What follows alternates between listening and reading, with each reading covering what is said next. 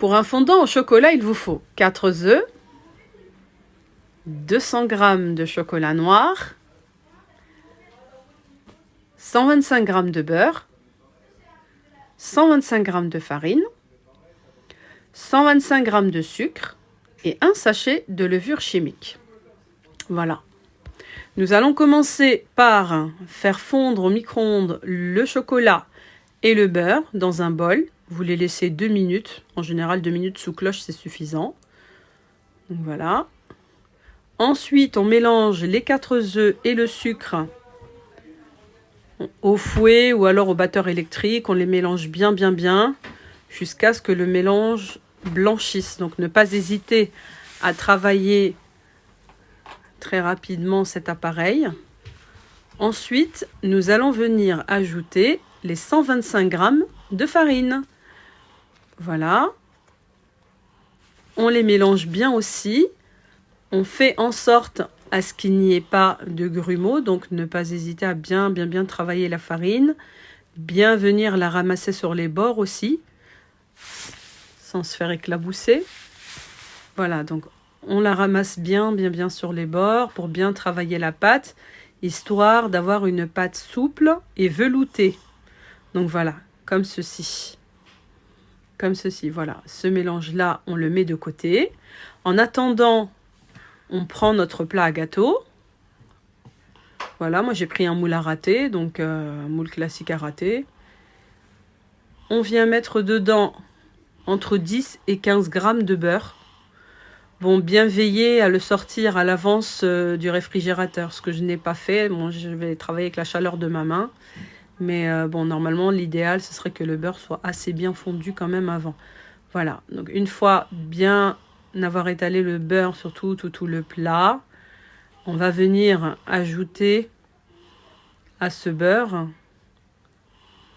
un petit peu de farine. Comme ça, le gâteau n'adhère pas sur les surfaces du plat. C'est une sorte de petite sécurité pour démouler facilement après la cuisson le gâteau. Donc voilà. On prend le plat, on étale bien cette farine partout, de cette manière. Voilà. Histoire à ce qu'il y en ait vraiment sur tous les coins et les recoins du plat, pour permettre un beau démoulage à la fin de la cuisson. Donc voilà, le reste de la farine, moi je l'ajoute dans mon plat pour pas perdre. Voilà, mon plat est prêt. Voilà, je reprends ma pâte, je retravaille un petit peu. Voilà, on nettoie un petit peu son plan de travail. En attendant, je vais récupérer mon chocolat et mon beurre qui viennent de sonner au micro-ondes. Voilà, ça donne ça.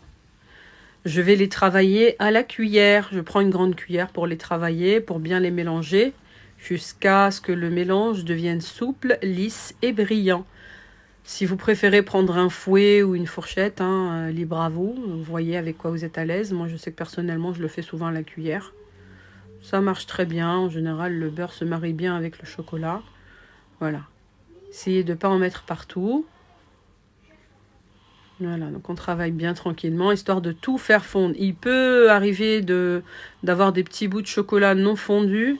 Je les garde en général, comme ça fait des petits bouts surprises à l'intérieur du gâteau. Sinon, si tout a fondu, c'est tout aussi bien. Donc on travaille bien. Voilà ce mélange, histoire à ce qu'il soit vraiment brillant. Voilà, en général aussi, on peut le faire au bain-marie. Moi, je sais que je suis plus à l'aise au micro-ondes, ça prend 2 minutes, c'est rapide. Mais l'idéal, ce serait de fondre ce mélange-là au bain-marie. Ça donne un résultat tout aussi beau. Donc voilà. Bien travailler, voilà. Histoire vraiment à ce que on n'ait pas d'adhérence sur le fond du bol. Voilà.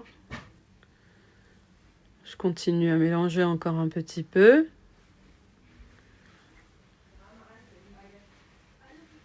Voilà, vous voyez, ça donne vraiment ça. C'est tout brillant. On voit même la lumière s'y refléter. Voilà. Donc on laisse un petit peu reposer quand même parce que c'est assez chaud. Hein. 2 minutes au micro-ondes, c'est pas grand-chose, mais quand ça chauffe comme ça, c'est pas évident de porter le bol sans gants. Donc voilà, on vient ajouter ce chocolat à notre pâte. Donc on essaie de bien gratter notre bol pour avoir un beau gâteau au chocolat. Donc voilà, on met bien tout le chocolat dans notre pâte. Voilà, ensuite on va venir mélanger les deux, chocolat et pâte. On y va délicatement, bien tranquillement, histoire à ce que notre pâte prenne cette belle couleur de chocolat. Donc on la travaille bien, hein, parce que au début on voit que ça fait quand même blanc et noir en même temps. Donc il faut vraiment essayer de bien intégrer le chocolat à toute la pâte. Voilà, on mélange, on mélange, on mélange. Je vous laisse regarder cette phase parce qu'elle est importante quand même, hein, de bien mélanger tous les deux appareils. Voilà, la levure on la laisse toujours pour la fin. Je sais pas vous, mais moi je préfère la mettre à la fin pour qu'elle ne me fasse pas un vainé, c'est gonflé, que ce soit trop gonflé. Moi j'aime bien que le gâteau soit à son juste milieu. Après si vous voulez la mettre avant, c'est vous qui voyez, hein. Voilà, moi je la laisse pour la fin la levure. Donc là je vais la mettre. Hop. On ouvre le sachet. Et on met la levure dans la pâte. Tout le sachet de levure, hein. Bien entendu, en général, il y a entre 13 et 15 grammes de levure. On met bien toute la levure, moi j'aime bien. Voilà. Si vous voulez mettre que la moitié du sachet, vous pouvez aussi, si vous n'aimez pas que votre gâteau au chocolat soit trop gonflé. Donc voilà, moi je mets toute la levure. Je mélange bien tout ça. Voilà, c'est la dernière phase de travail de la pâte. Donc là, c'est vraiment tout que je mélange bien. Voilà, on intègre bien la levure à la pâte. Et suite à cela, on va venir la déposer dans le plat. Donc voilà, on essaie de tout bien gratter. Comme ça, on a pas mal de pâte pour le gâteau. On essaie de faire du mieux qu'on peut. Voilà, voilà. Je vous laisse regarder. C'est onctueux, hein, c'est magnifique. Ça donne envie de lécher le plat. Donc voilà, j'ai bien installé ma pâte dans mon plat. Je vais venir l'égaliser tout à l'heure. Il faut essayer de la mettre vraiment à part égale dans tout le plat. Donc on essaye. Voilà. Voilà. Voilà ce que ça donne. On est presque à la fin. Il va nous manquer nos petites minutes de cuisson qui nous séparent de la dégustation. Voilà. On la met bien comme ça dans le plat. On prépare bien tout ça, voilà. Une fois que ça c'est fait, on va venir décorer notre gâteau. Donc on le décore avec ce qu'on veut, hein. On peut prendre des billes multicolores, ce que je vais mettre moi-même pour faire plaisir aux enfants. On peut laisser cuire comme ça et mettre du sucre glace à la fin. On peut ne pas le décorer du tout, on peut le laisser tel quel, hein. Ça va aussi très bien. Voilà, les billes multicolores que moi-même je mets sur les gâteaux en général, ça fait plaisir à mes enfants, ils sont contents. Il y en a qui mettent de la noix de coco, il y en a qui mettent du sucre glace, enfin ça dépend, à chacun son plaisir. Le plus important, c'est la pâte, voilà. Le fait de bien l'avoir travaillé. Donc là, moi, je mets toutes mes petites billes multicolores. Je colore bien le dessus de mon gâteau au chocolat. Voilà. Je prends mon temps parce que j'aime bien qu'il y en ait un peu partout. Donc j'essaie de faire de mon mieux pour qu'il y en ait partout. Voilà. Vous voyez ? Ça fait déjà magnifique, bien avant la cuisson. Donc, vous voyez ? Voilà, on en met bien partout. Et une fois que ça c'est fait, on enfourne le bébé dans le four. Et on le laisse entre 20 et 25 minutes grand maximum. En général, voilà. Et à la cuisson, voilà. Au résultat, ça donne ceci.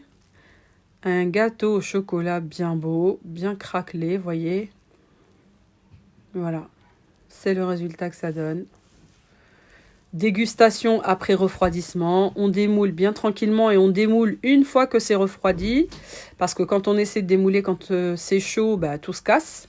Donc là, on laisse bien refroidir.